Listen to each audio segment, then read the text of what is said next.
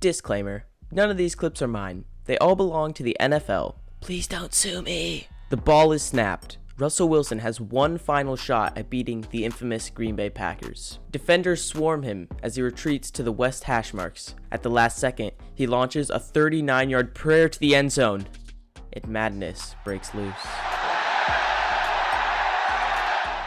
Let's bring this into context. It's week 3 of the 2012 NFL season. The Packers have a lot to live up to, coming off a Super Bowl win in a 15-1 season. However, the Seahawks' expectations are now riding on a rookie quarterback from Wisconsin, Russell Wilson, who just the next year would win the franchise their first ever Super Bowl. Although the stress of the playoffs isn't quite here, this is a matchup between two rather young legends that feels like a Super Bowl. The stakes aren't actually that high. The season just started, but we can pretend for dramatic effect. Actually, you know what? Roll back the tapes. Let's redo that.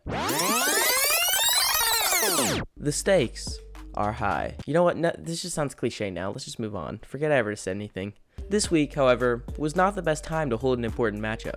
You see, the NFL League and the officials union were in between contracts. Yes, the officials have to sign with the NFL too. And so a referee lockout would overlap the early weeks of the 2012 NFL season. With no refs for games, the NFL was forced to stoop low and hire replacement referees for the time being. These referees were mostly Division II and Division III refs who were nowhere near prepared for NFL officiating. This would turn out to be a big mistake. With new refs, teams spiraled out of control. This was a dark era indeed for the NFL. Okay, I'm exaggerating a little bit, but you get the gist. And in the midst of this came along a Monday night matchup between Russell Wilson and Aaron Rodgers. The game actually went on in normal fashion, which is kind of bad for the sake of this video, but whatever. And nothing was too outwardly wrong throughout the first 3 quarters. However, the ending of the game would be far from that. Early in the 4th quarter, the Seahawks were called on a phantom pass interference call that would lead to a Packer touchdown. Just a bit later, the Packers were called on a phantom roughing the passer call to keep the Seahawks drive alive, followed again soon after by a pass interference on the Packers when clearly